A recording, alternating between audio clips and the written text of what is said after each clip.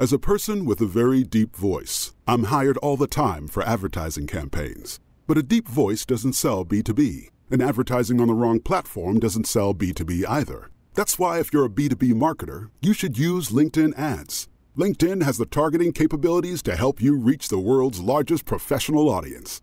That's right, over 70 million decision makers all in one place. All the big wigs, then medium wigs, also small wigs who are on the path to becoming big wigs. Okay, that's enough about wigs. LinkedIn ads allows you to focus on getting your B2B message to the right people. So, does that mean you should use ads on LinkedIn instead of hiring me, the man with the deepest voice in the world? Yes. Yes, it does. Get started today and see why LinkedIn is the place to be to be. We'll even give you a $100 credit on your next campaign. Go to linkedin.com/MPN to claim your credit. That's linkedin.com/MPN. Terms and conditions apply. Entrepreneur's Enigma is a podcast for the ups and downs of entrepreneurship. It's got the wins and the fails that we all face being entrepreneurs, and how we learn from adversity. Every week I talk to a different entrepreneur with a story to tell. I'm Seth Goldstein. Come with me on the journey. This is Entrepreneur's Enigma. Let's get started.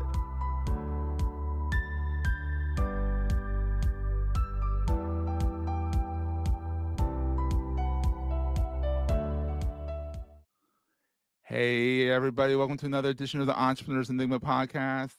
I'm your host, as always, Seth.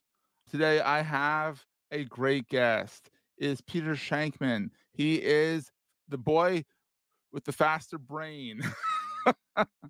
He has actually been called by the New York Times, which is pretty wild, a rock star who knows everything about social media and then some. That's pretty wild that the New York Times, the old gray lady, said that about him. So he must actually know something. I've seen him in person at some conferences. He does know quite a bit. He is a corporate speaker, a 6-time best-selling author, an entrepreneur. He focused on neurodiversity in the workplace, customer service, and the new emerging customer and neurotypical economies. He has had 3 startups, launches, and exits under his belt, and he is best known for Help a Reporter Out, HARO. Many of us digital marketers use it. This is the guy who came up with it. It's pretty cool. It's pretty cool. He came up with it. It's funny for someone who has ADD, myself, and he does as well, that it's a little overwhelming when 3 issues come out 3 times a day. And you look at it and you're like, ADD brain, ADD brain, ADD brain. It's kind of ironic, but it works. And I love it. So he is a father of an awesome kid and a doggy. He lives in New York. And and he also fights for the couch. Oh, and one more thing. He has a very healthy Peloton addiction. So let's bring Peter in here as well. How's it going, Peter? Thank you for making the time. It's going well. Thanks for having me. So Peter and I met way back in 2012 at the AWeber Ascend conference. I don't know why I remember this, but I remember I met you, I met Marcus Sheridan, I met Ann Hanley, kind of the creme of social media people and whatnot. And I have everyone on the show but Ann, so I gotta get her on next. So Ann's Peter, awesome. I miss her. Oh, she's awesome. She and her book. I have both editions of her book back here. Your books are, I think, up there somewhere. So I should have prepared a little bit better. But I am ADD. I like to just jump into things. So Peter, how did this all get started? With you, because I know your story. I just don't know where to start because you have quite a story and you're a 6-time best-selling author. Oh, we forgot to mention you have a podcast, the Fast and Normal podcast, which is absolutely superb. So, as well. So how does all this going to get started? Where do I begin with that? So I went to, I was an undergrad in Boston University. I was in grad school for fashion and portrait photography on the West Coast. With 18 credits left, I lost my financial aid. The government sent me a letter, said, your parents are making too much money. We're taking away your financial aid. Oh. I sent the government a letter to my parents. Do make too much money. They keep it. The government didn't find that funny. So I moved back to New York, was living in my parents' basement, was hanging out in a chat room on America Online about Melrose Place. You remember remember that? Yeah, Melrose Place. Someone in that chat room said, hey, we're trying to start a newsroom. You have a journalism degree. Submit your resume. I said, sure, I have no experience. This will be perfect. I learned that sarcasm doesn't translate on the internet, and I was hired by America Online to be one of 3 founding editors of AOL News. That's And pretty wild. so, Through a yeah, no chat, through experience a chat room in the through a 90s. chat room, no experience. Moved down to Virginia, helped launch the AOL newsroom. It's pretty crazy. I did that about 3 years. Moved back to New York. It was an amazing experience. Had a great time. Moved back to New York. Started consulting. Started doing PR. Realized that I could do PR a lot better than other people. Mm-hmm. Realized that I could do it quicker for the .com set, and so I launched a .com PR firm, and with no experience. We had clients like Napster, Juno, AOL. It was amazing. So I ran that about 3 years. Wound up selling it to a larger agency, and that was my first hit. Wow. Dopamine hit big time.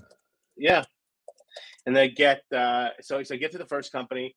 Second one, I started a travel company that gets acquired pretty quickly. Then eventually, I came up with the idea for Help a Reporter Out. I just talk to everyone. If you're on my ADHD means if you're on a plane next to me, I don't know everything about you unless you fake your death.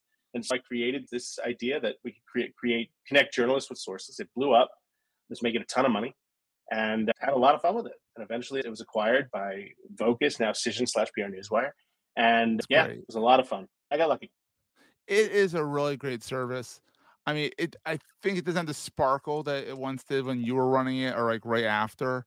It's a little bit more corporate, which is fine. Nothing wrong with it. It still works. People still use it. I still get the three emails 3 times a day. You know, the general, I think the general, the business, and the high tech is what I get every single day. Love it. Yep. Like I said, it does get a little overwhelming when they pop in there. I'm like, oh my God, ADD moment, that kind of thing. And I sold it now 13 years ago, but I'm still glad to hear that people are still using it. Oh, I know. It's like honestly, I get HARO spam from people saying, oh, we can do HARO for you. So that means you've made something special. Is when the spammers are like, we can do it for you. Exactly. That's pretty wild. So you only realized you were diagnosed and realized your ADD back when you were in your 30s, right? Yeah, I didn't get diagnosed until my mid 30s, like 35, 36, and at that time a lot of stuff was starting to make sense already, but at least this gave it a name. We're going to take a quick break, hear from our sponsors, and get right back to the show. As a person with a very deep voice, I'm hired all the time for advertising campaigns. But a deep voice doesn't sell B2B, and advertising on the wrong platform doesn't sell B2B either. That's why if you're a B2B marketer, you should use LinkedIn ads. LinkedIn has the targeting capabilities to help you reach the world's largest professional audience. That's right, over 70 million decision makers all in one place. All the big wigs, then medium wigs, also small wigs who are on the path to becoming big wigs. Okay, that's enough about wigs. LinkedIn ads allows you to focus on getting your B2B message to the right people.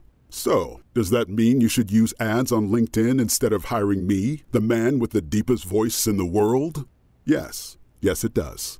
Get started today and see why LinkedIn is the place to be to be. We'll even give you a $100 credit on your next campaign. Go to linkedin.com/MPN to claim your credit. That's linkedin.com/MPN. Terms and conditions apply. Exactly, and that's always helpful. I was one of the first children to be diagnosed with ADHD in the 80s, the late 80s. And my mom was a psychologist. She discovered it. Discovered that I had it. Then she discovered ADD. She's not. I mean, she's smart. Mm-hmm. She's not that smart. Sorry, Mom.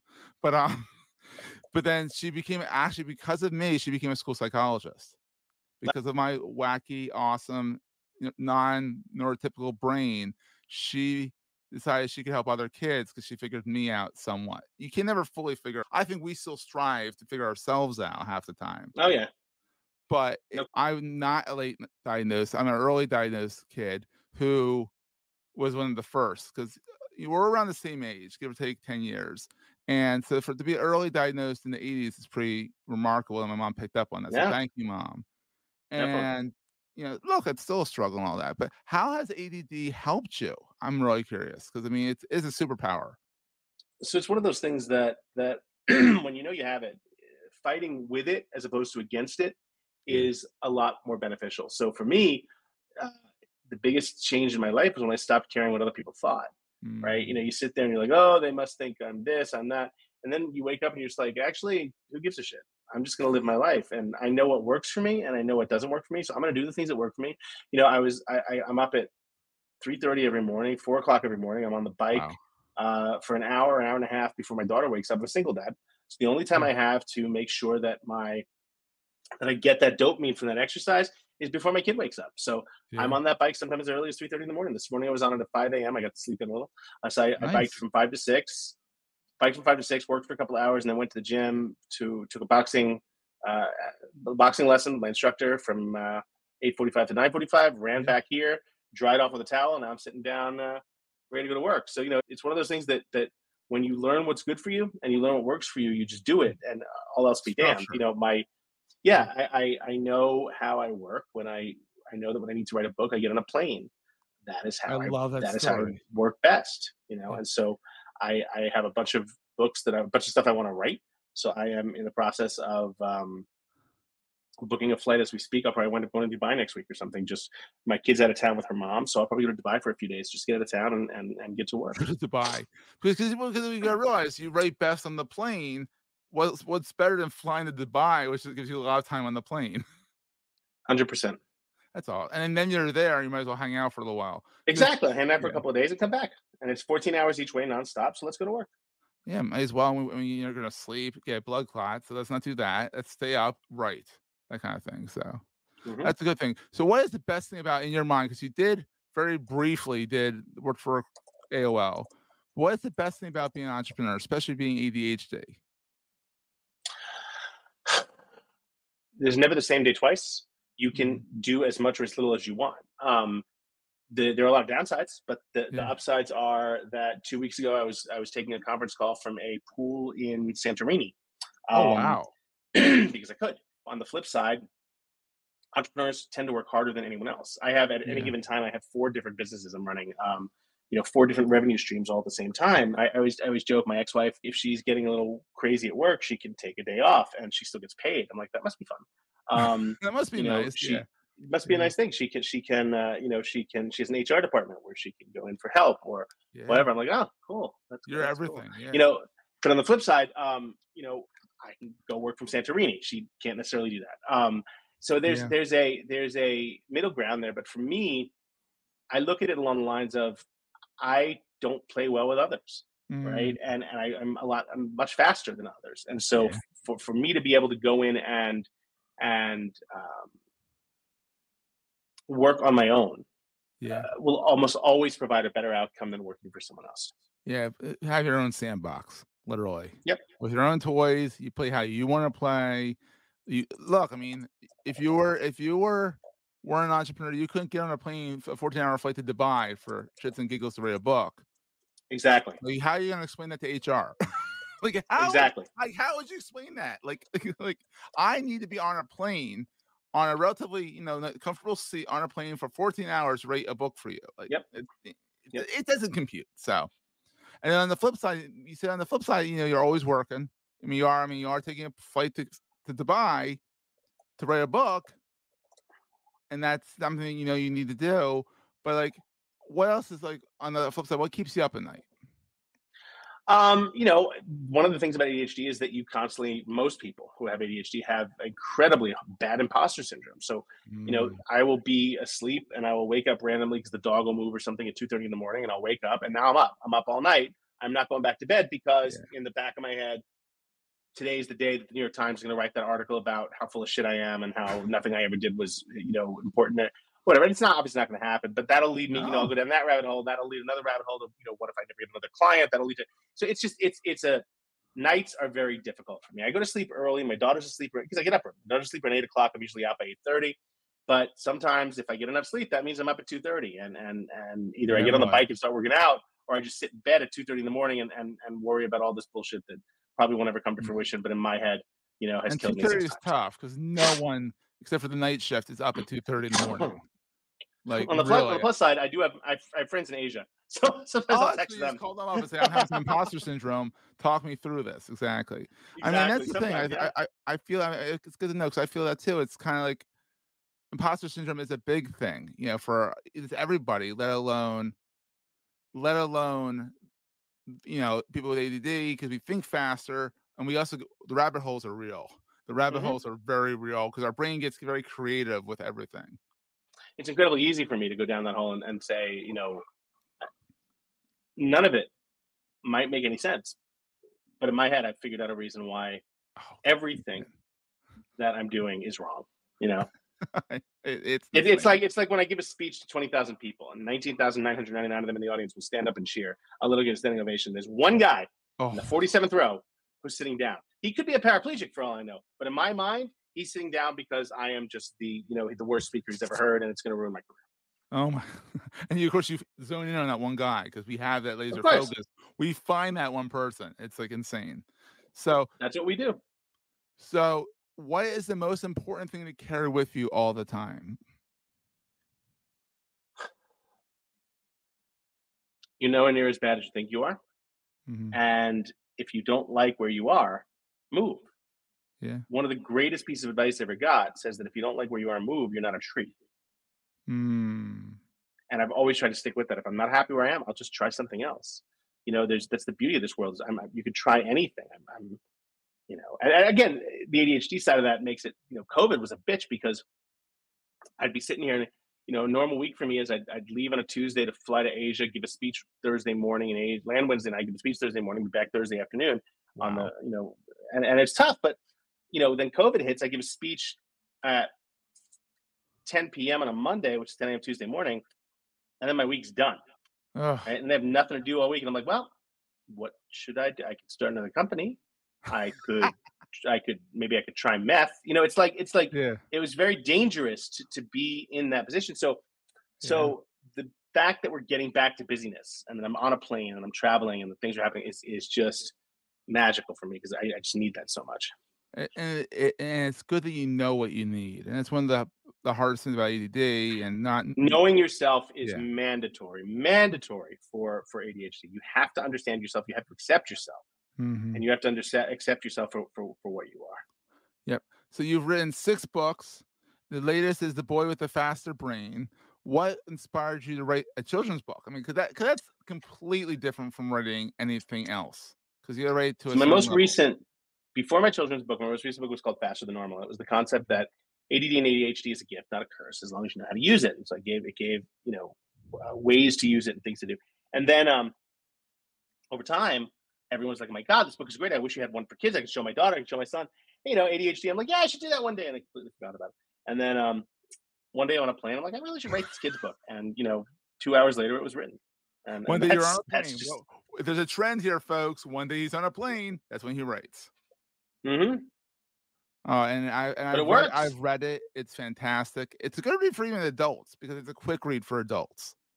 Yeah. And especially when you have ADD, it's nice to have a quick read every once in a while. Jay Baer just came out with a 50-page book, and I was like, I wrote him. And I said, "Thank you for writing a small book." Because he's a smart guy, but when you're smart, you tend to write a lot, and the Mhm. books tend to be like 500 pages. And I'm like, "Oh, a 50-page book? Thank God." Yep. So thank you for The Boy with the Faster Brain. I read it. And I'm like, oh my God, this is me. And anyone who follows Peter online and he hears his story on podcasts, you realize that he is the boy with the faster brain. Only he finally totally figured it out in his 30s. But everything kind of clicked in. I was like, okay, I was the boy with the faster brain. So that's really great. So Peter, where is your big watering hole online? I know you don't like X anymore because X is garbage. Yeah, it's such a shame. I was such a Twitter fan. I was such a Twitter fan, Well, I and it followed you over just there. I loved it. Yeah. I miss it. But the interesting thing is, I'm on Threads, but the desire to post on Threads as much as what used to be on Twitter is not there. So I Yeah. use it, but I'd say primarily my big thing is Instagram. I love my Instagram stories. I try to post on them every day. I try to post good quality content on Instagram. So Instagram.com/Peter Shankman. And then I'm on Facebook and I'm on LinkedIn. I'm everywhere. But I miss what Twitter was. And even if it went back to everything it was, I don't think I'd go back to it. I think it's been tainted. Yeah, that, and also you realize that there's more than Twitter now, and you can actually get a break to write Yeah. another book. Yep. No question about it. All right, so Peter, thank you so much for being on the program. Thank you so much for taking time, even though this is midday for you, even though it's 10 o'clock here, it's midday for you. My pleasure. And I appreciate it, My and we'll pleasure. see everyone next time. That was a great show. If you're enjoying Entrepreneur's Enigma, please review us in the podcast directory of your choice. Every review helps other podcast listeners find our show. If you're looking for other podcasts in the marketing space, look no further than the Marketing Podcast Network at marketingpodcasts.net.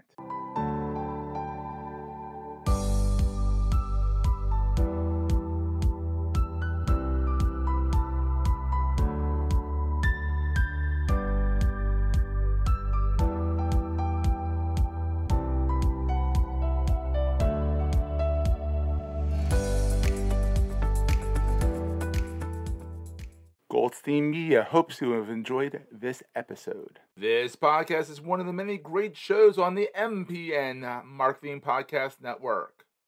You may know you're listening to this show along the Marketing Podcast Network, but did you know there are other great shows on MPN to help your business? Dan Farkas hosts a great podcast called The Strategic Communicator. Dan, tell us what these fine folks will hear when they listen. Jason, it's pretty simple. The Strategic Communicator podcast talks with industry leaders about emerging trends and how we can use various forms of communication to make the world a better place. Anyone listening will leave with tangible ideas you can use to help with your PR and marketing efforts.